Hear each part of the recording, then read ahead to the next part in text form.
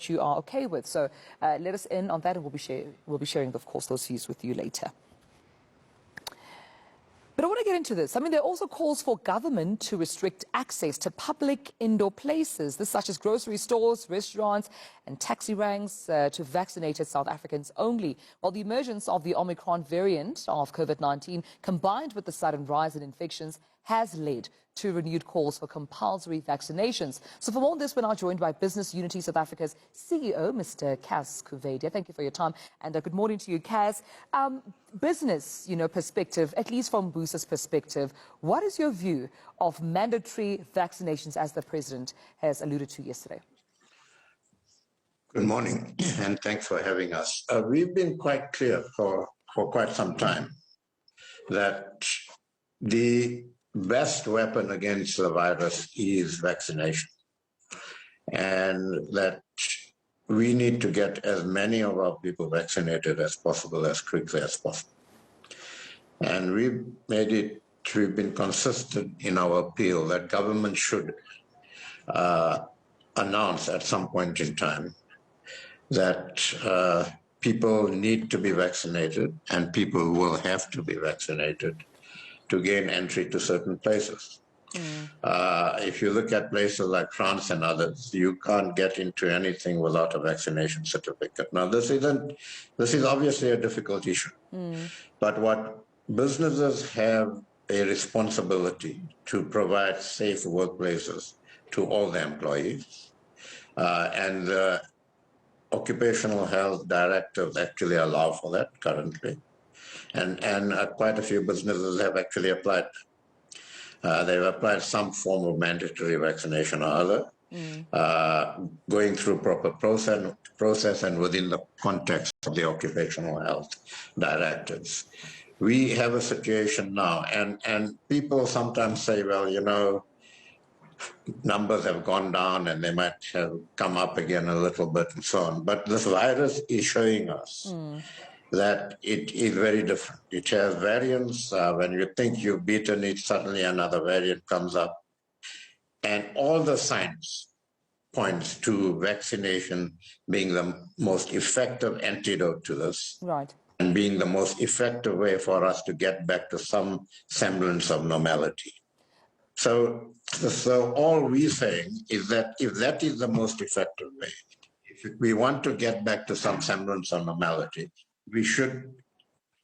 Sorry, I'm hearing some.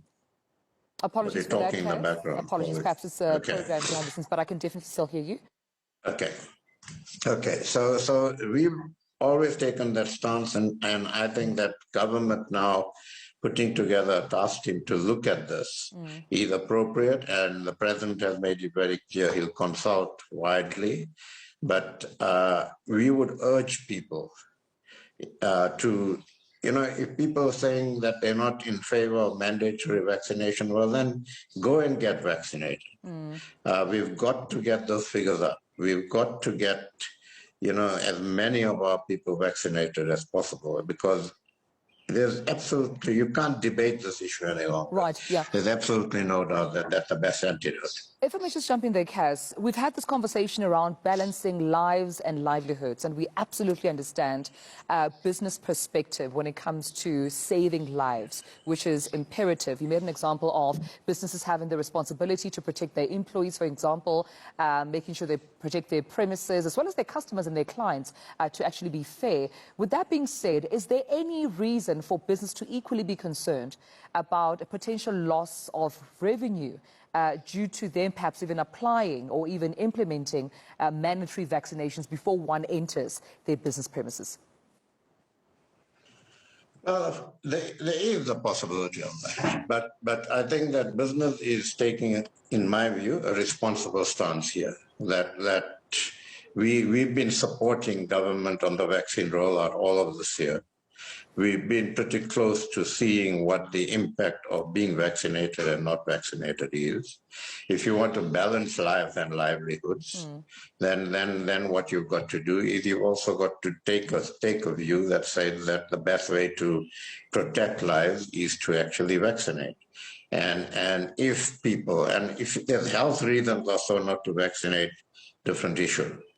But if people are, one, just not being responsible enough to vaccinate, or two, despite what the science says, just refusing to vaccinate and putting others at risk, then I think that even businesses have taken the view that we have a responsibility to actually ensure that we play our role in getting as many people vaccinated as possible.